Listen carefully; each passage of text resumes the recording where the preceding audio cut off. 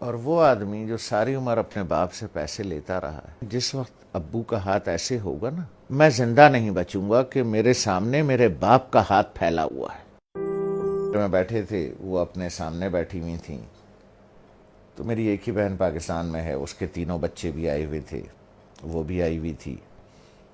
تو ادھر صوفہ رکھا تھا تو اس پہ میں بیٹھا تھا، 2 لوگوں کا صوفہ تھا ہے وہ، تو والد صاحب برابر میں بیٹھے تھے۔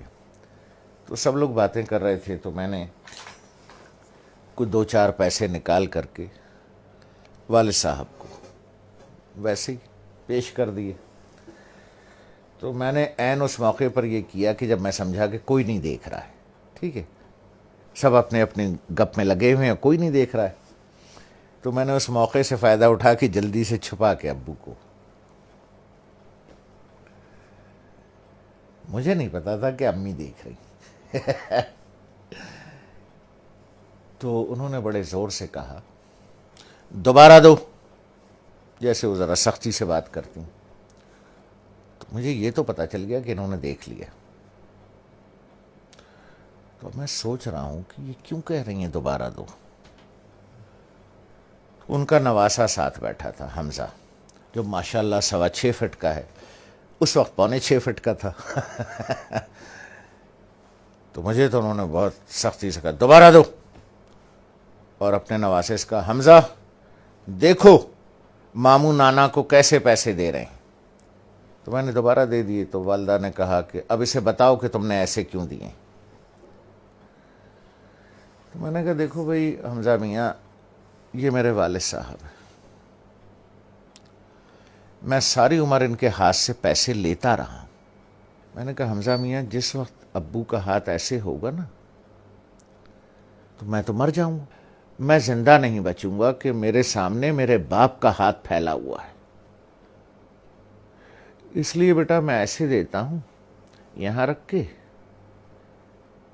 کہ والد صاحب یہاں سے اٹھا لیں، انہیں میرے سامنے ہاتھ نہ پھیلانا پڑے۔ جس طرح سے پرانے وقتوں میں بادشاہوں کو نظر اور نیاز دی جاتی تھی نا، یوں کر کے، اور بادشاہ اگر قبول کر لے، اٹھا لے، تو وہ نیاز قبول ہو جاتی تھی۔ جیسے آج بھی مزاروں پر ادھر ادھر پیروں کو ایسے کر کے نظر دی جاتی ہے، پیر صاحب ہاتھ لگا دیتے ہیں یا کبھی کبھی اٹھا بھی لیتے ہیں، تو سمجھیے وہ نظر اور وہ نیاز قبول ہو گئی۔ تو اس لیے میں ایسے کر کے نظر پیش کرتا ہوں، چھپا کے کہ کوئی دیکھ نہ لے ہیں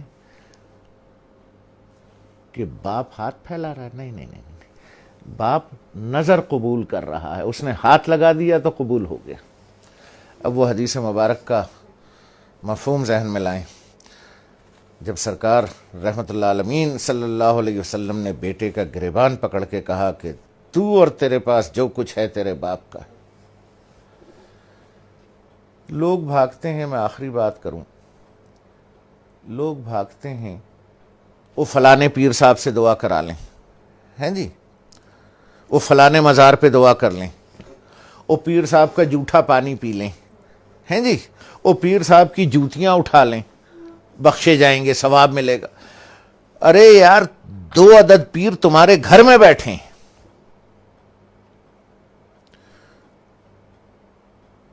ایک عورت ایک مرد، 2 پیر تمہارے گھر میں بیٹھے ہیں یار، جا کے ان کی جوتیاں سیدھی کر، ان کا جھوٹا پانی پی، ان کے پیر دبا، پیر صاحب کے بجائے باپ کو نظر اور نیاز پیش کر، جا کے ابا کے جوتے پالش کر، ماں کی چپلیں سیدھی کر کے رکھ۔ 2 پیر گھر میں بیٹھے ہیں، ان کو چھوڑ کے اللہ کو ڈھونڈنے کہیں اور جاتے ہو، شرم نہیں آتی؟